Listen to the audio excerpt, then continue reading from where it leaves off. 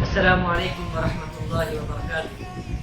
الہدایہ news کی بہت ہی خاص پیشکش روشن ستارے میں میں آپ کا ہوسٹ مفتی نثار قاسمی آپ سب کا استقبال کرتا ہوں۔ چینل کے پہلے ویڈیو میں ہم اس پرسنالٹی کے بارے میں بات کرنا چاہیں گے جسے نہ صرف مسلمان بلکہ دنیا کے تمام مذاہب کے ماننے والوں نے امن کا پیغامبر یعنی میسنجر آف پیس تسلیم کیا۔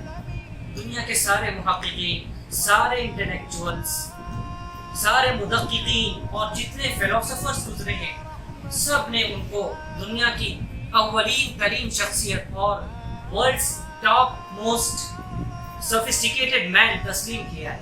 ان کے جیسا مورل، ان کے جیسے اخلاق، ان کے جیسا مینجمنٹ پوری دنیا میں کسی کو بھی نہیں ملا۔ ہم سب اس شخصیت کا نام جانتے ہیں، وہ ہیں رحمت للعالمین، رسول الامن والاسلام، میسنجر آف پیس، حضرت محمد صلی اللہ علیہ وسلم۔ آپ کے اخلاق کی گواہی خود قرآن دیتا ہے۔ سورہ قلم چیپٹر نمبر 68 آیت نمبر 4 آیت نمبر 4 میں اللہ تبارک و تعالیٰ کا ارشاد ہے وَإِنَّكَ لَعَلَىٰ خُلُقٍ عَظِيمٍ، اور یقیناً تم اخلاق کے اعلیٰ درجے یعنی ایکسلنٹ سٹینڈرڈ پر ہو۔ یعنی ایک انسان کا مورل اور کیریکٹر جو ہائیسٹ سٹینڈرڈ پر پہنچ سکتا ہے، سب سے اچھے اخلاق کسی بھی انسان میں اگر ہوں گے تو وہ حضرت محمد صلی اللہ علیہ وسلم کو اللہ کی طرف سے دے دیے۔ حدیث پاک میں کچھ اس طرح آپ صلی اللہ علیہ وسلم یعنی حضرت محمد صلی اللہ علیہ وسلم کے اخلاق کی تکمیل کا بیان آتا ہے۔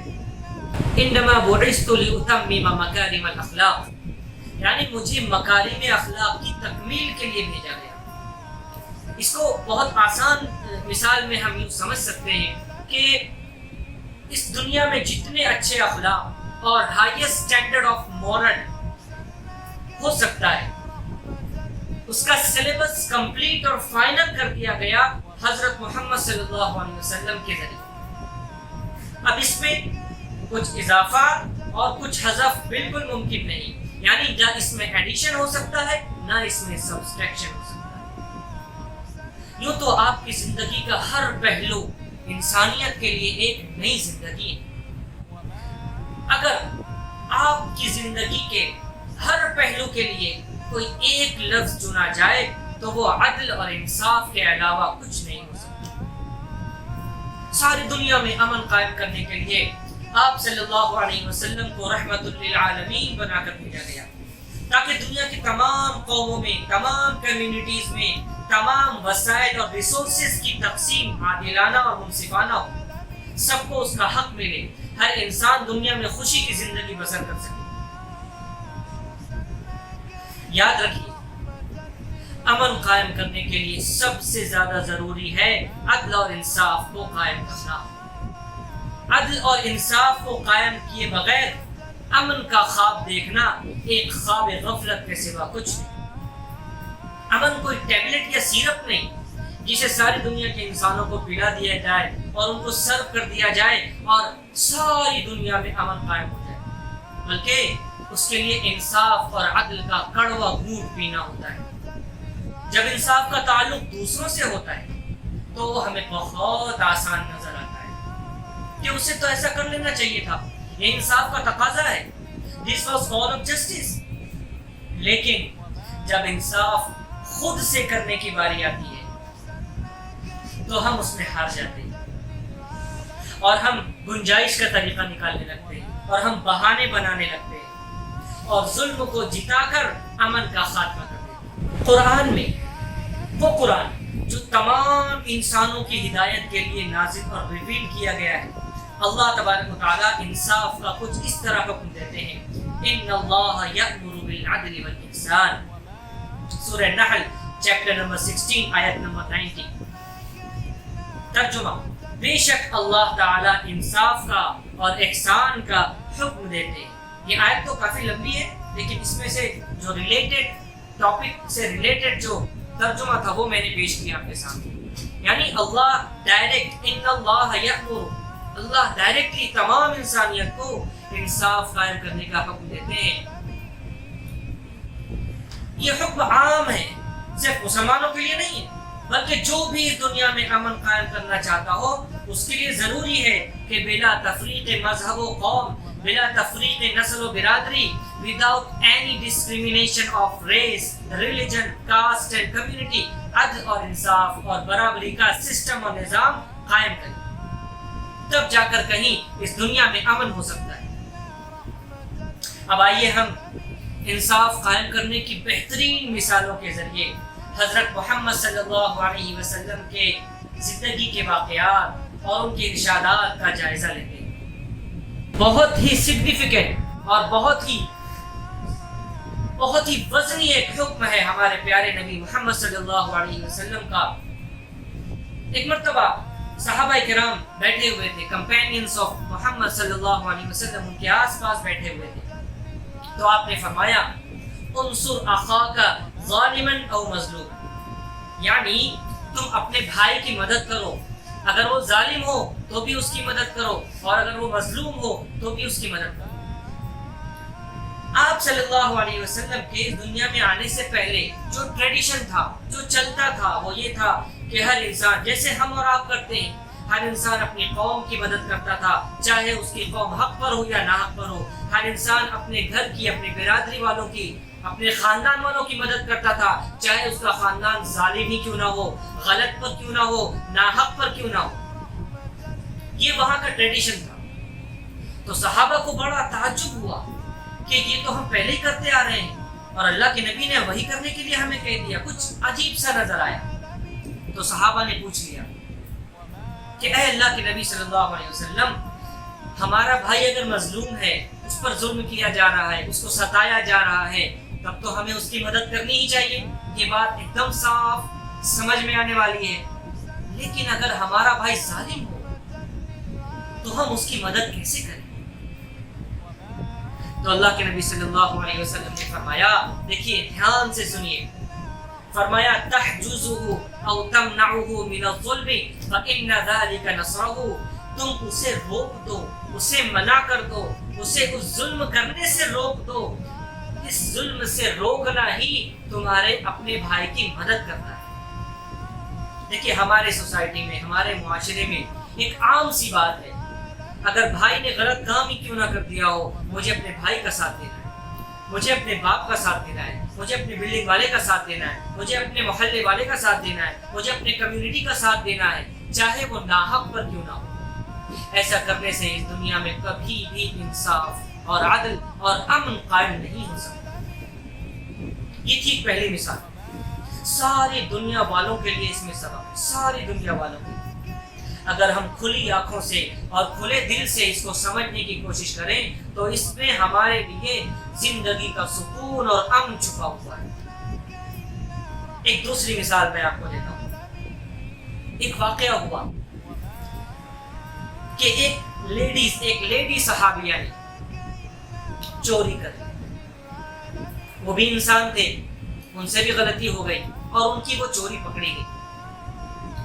جس خاندان کی وہ تھی، جس قبیلے اور کمیونٹی کی وہ تھی، وہ بہت ہی باعزت تھا، اس کی دھاک بیٹھی ہوئی تھی، اس کا دبدبہ تھا، اس کا نام چلتا تھا، معاشرے میں لوگ اسے سلام کرتے تھے، اور اب چوری ثابت ہو گئی تو بڑی بدنامی کی وجہ تھی۔ لہذا لوگوں نے اللہ کے نبی صلی اللہ علیہ وسلم کے منہ بولے بیٹے حضرت اسامہ کو یہ کہا کہ دیکھو ہماری تو ہمت نہیں ہے کہ ہم اللہ کے نبی کے پاس جائیں اور ان سے درخواست کریں کہ ذرا نرمی کا معاملہ کی، صرف سفارش کے ذریعے کام چل سکتا ہے۔ تو انہوں نے بھی سفارش کرنے کے لیے ایسے انسان کو چنا جو اللہ کے نبی کو بڑے پیارے تھے، اور اللہ کے نبی نے انہیں اپنا منہ بولا بیٹا، اپنا متبنہ بنایا تھا، جس کو لے پالک بھی کہتے ہیں۔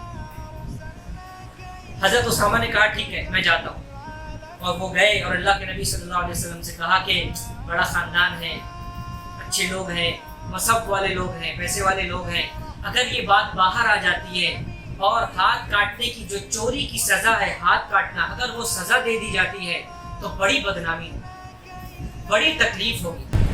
تو اللہ کے نبی صلی اللہ علیہ وسلم نے کہا کہ اسامہ میں دیکھ رہا ہوں کہ تم مجھے اللہ کے حدود میں سے ایک حد کو قائم کرنے سے روکنے کے بارے میں بات کر رہے ہو، اور پھر اللہ کے نبی صلی اللہ علیہ وسلم کھڑے ہو گئے اور انہوں نے عام سٹیٹمنٹ دیا، ایک جنرل سٹیٹمنٹ، ایک بیان جاری کر دیا، اور اس بیان میں اللہ کے نبی نے یہ بتایا کہ دیکھو تم سے پہلے کی جو قومیں تھیں وہ اسی وجہ سے ہلاک اور برباد ہو گئیں کہ جب کوئی شریف آدمی چوری کرتا تو اسے چھوڑ دیتے تھے، وہ پیسے دے کر بچ جاتا، وہ سفارش کے ذریعے بچ جاتا، وہ کسی اور طریقے سے اپنے آپ کو بچا لیتا۔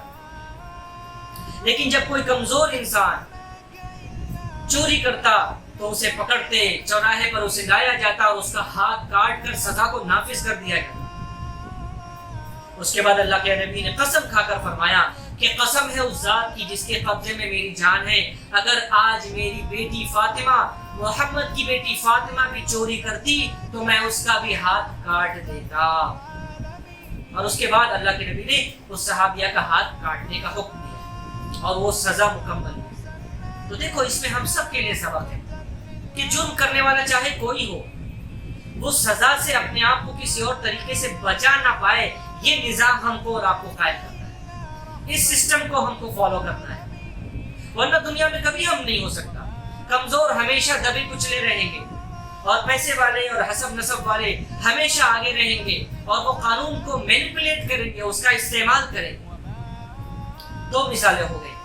تیسری مثال جو ہے وہ بہت ہی تاریخی دستاویز سے میں آپ کے سامنے پیش کرنا چاہتا ہوں۔ جب ہمارے نبی محمد صلی اللہ علیہ وسلم مکہ سے مدینہ ہجرت کر کے گئے تو وہاں پر سارے قبیلوں کو جمع کیا، اور سارے قبیلوں کو جمع کرنے کے بعد ایک معاہدہ طے پایا، ایک کانسٹیٹیوشن لکھا گیا، اس کو میثاق مدینہ، دستور المدینہ کے نام سے لوگ جانتے ہیں۔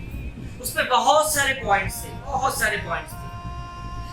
دو ایسے پوائنٹس ہیں جو آج ہمارے ٹاپک سے ریلیٹڈ ہیں، وہ میں آپ کے سامنے پیش کرنا چاہتا ہوں۔ سب سے پہلے اس میں جو پوائنٹس ہیں اس میں سے ایک بہت ہی اہم پوائنٹ یہ ہے کہ یہود اور مسلمان یہ ایک امت بن کر رہیں گے۔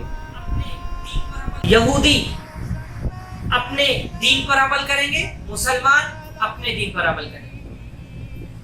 یہودی اپنی تجارت کریں گے، مسلمان اپنی تجارت کریں گے۔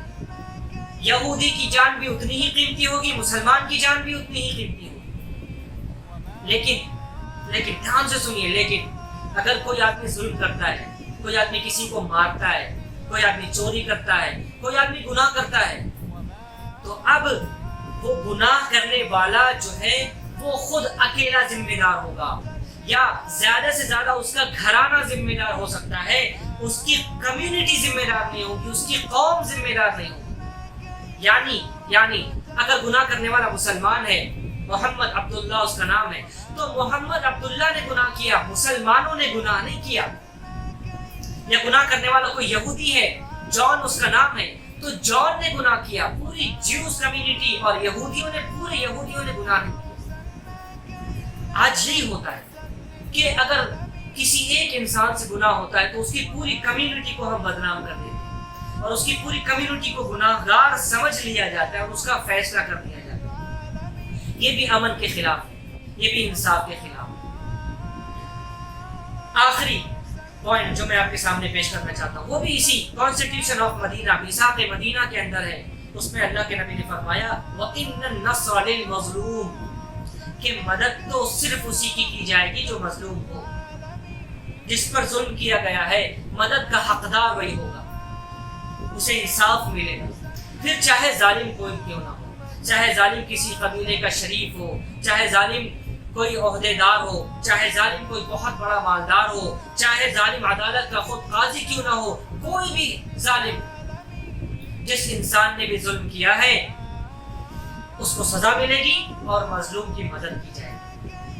تو دیکھیے چند نمونے ہیں جو میں نے ہمارے نبی حضرت محمد صلی اللہ علیہ وسلم کی زندگی سے انصاف کے تعلق سے آپ کے سامنے پیش کی۔ یقیناً اس مختصر سے وقت میں سارے پوائنٹس کا احاطہ ممکن نہیں ہے۔ انصاف قائم کرنا ہے، امن چاہتے ہیں تو انصاف کو لانا ہوگا، اور ابتدا میں اپنے آپ سے کروں، میں خود سے انصاف کروں، اپنے گھر والوں کے ساتھ انصاف کروں، اپنے بیوی بچوں کے ساتھ، اپنے بلڈنگ والوں کے ساتھ انصاف کروں، پھر اپنے محلے والوں کے ساتھ انصاف کروں. جب میں اپنے آپ سے خود سے شروع کروں گا تو انصاف ساری دنیا میں پھیلے گا انشاءاللہ. امید ہے آپ حضرات کو ہمارا آج کا یہ ویڈیو پسند آیا. اگر پسند آیا ہو تو ضرور لائک کریں، شیئر کریں اور ہمارے چینل الہدایہ نیوز کو سبسکرائب کریں. میں آپ کا ہوسٹ مفتی نثار قاسمی اب اجازت چاہتا ہوں. السلام علیکم ورحمۃ اللہ وبرکاتہ.